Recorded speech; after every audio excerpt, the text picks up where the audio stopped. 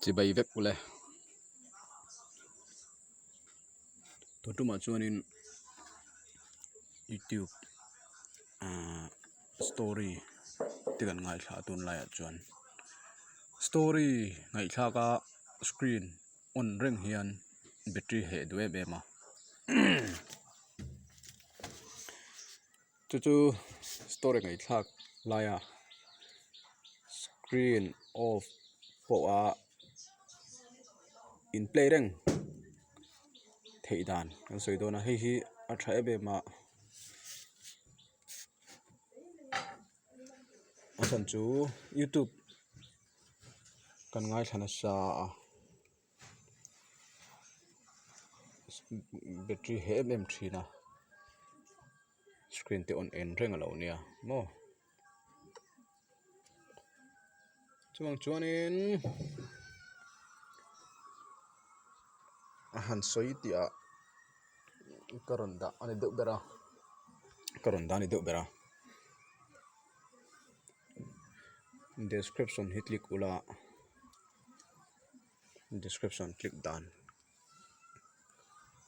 kanin sil tam to a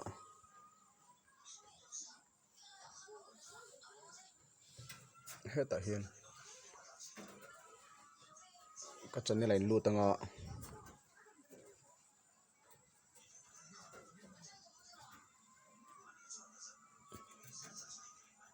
channel lu tanga sound hi ga screen record ta hin a record lawa chuwang chuanin sound hi chu hrelo mai ula helai hian hei like na hi nia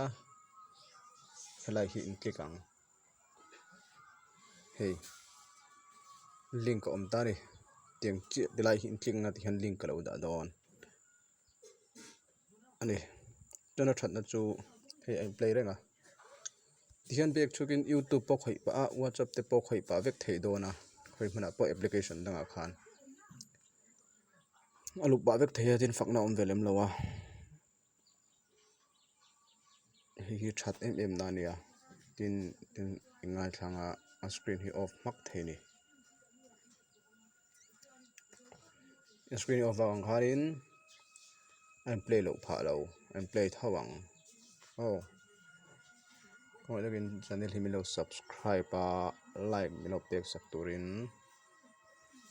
in khongai na i karon ngen le tak mewa